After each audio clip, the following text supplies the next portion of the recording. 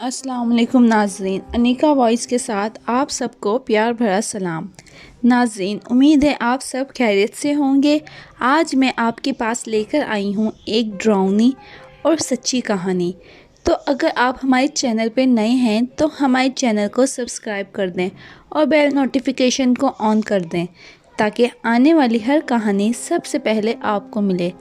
नाज़रीन, ये एक सच्ची कहानी है और जिन हजरात के साथ पेश आई है, आइए इन्हीं की ज़बानी सुनते हैं। मेरा नाम राशिद है और मैं सियालकोट का रहने वाला हूँ। ये वाक़या मेरे चाचू जान के साथ पेश आया। मेरे चाचू अब लंदन में रहते हैं, लेकिन जब वो पाकिस्तान में थे तो वो भी सियालकोट में ही रहते थे। हमारा सारा ख़ानदान सियालकोट में ही रहता है। ये पाकिस्तान बनने से पहले का वाक़या है और जब पाकिस्तान बना तो हमारे दादा परदादा हिजरत करके सियालकोट ही आए थे। मेरे दादा के 4 बच्चे थे, 2 बेटियां और 2 बेटे। ये मेरे सबसे छोटे चाचू थे। एक दिन चाचू अपने दोस्तों के साथ बाहर घूमने फिरने के लिए गए तो रात ज़्यादा हो गई। सर्दियों के दिन थे।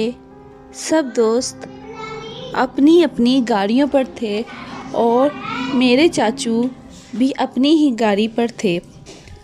वापसी पर सब अपने अपने रास्ते अलग कर लिए क्योंकि सब ने ही अपने अपने घरों में जाना था। तो मेरे चाचू को एक काम याद आ गया और मेरे चाचू ने दोस्तों से कहा, तुम लोग अपने अपने घरों में चले जाओ, मैं एक काम निपटा कर खुद घर पहुंच जाऊंगा। वापसी पर ज़्यादा रात हो गई। मेरे चाचू कहते हैं कि मैं घर वापस आ रहा था तो एक सड़क किनारे मुझे बुर्का पहनी एक औरत नज़र आई जो कह रही थी, मेहरबानी करके मेरी मदद करें, मैं इस रात में अकेली हूँ और अब मुझे जाने के लिए कोई सवारी नहीं मिल रही, तो आप मुझे घर पहुंचा दें। मेरे घर में मेरे बच्चे अकेले हैं और मेरा इंतज़ार कर रहे हैं। चाचू जान ने इससे कहा कि इतनी रात में आप अकेले क्यों बाहर निकली हैं? हालांकि औरत के लिए अकेले निकलना बिल्कुल भी खतरे से खाली बात नहीं है। चलें आएँ, आप मेरी गाड़ी पर बैठ जाएं। इस औरत ने कोई जवाब ना दिया और चाचू के साथ मोटरसाइकिल पर बैठ गई और कहने लगी, आप मुझे स्टेशन पर पहुंचा दें। स्टेशन के साथ जो इलाका है वो मेले वाले इलाके के नाम से मशहूर है क्योंकि वहाँ पर अक्सर ही मेला लगा करता था। जो लोग सियालकोट में रहते हैं वो जानते होंगे कि पाकिस्तान बनने से पहले इस स्टेशन के करीब जो आबादी थी वहाँ पे चंद एक क्वार्टर हुआ करते थे जिनमें बहुत कम आबादी रहा करती थी। चाचू जान औरत को बिठाकर स्टेशन तक आए और कहा कि आपकी मतलूबा जगह आ गई है, अब आप पहुंच जाएं। तो औरत बोली, मेहरबानी करके सामने जो गली नज़र आ रही है मुझे इसके अंदर आप ले जाएं। चाचू जान ने कहा, अच्छा चलें, ठीक है। फिर चाचू जान ने बाइक स्टार्ट की और 2 गलियों में से गुज़रते हुए जब अंदर तीसरी गली में गए तो इन्हें लगा कि इनकी बाइक एकदम से भारी हो गई है। इन्होंने इसे कहा, बाजी जी, आप रात को बाहर ना निकला करें, ये वक्त बाहर निकलने का नहीं है और ज़माना भी ठीक नहीं है। लेकिन इस औरत ने कोई जवाब ना दिया। फिर इसके मतलूबा क्वार्टर के सामने मोटरसाइकिल रोक दी। क्वार्टर पूरा अंधेरे में डूबा हुआ था। चाचू जान ने कहा, चलें, अब आप उतर जाएं, आपका घर आ गया है।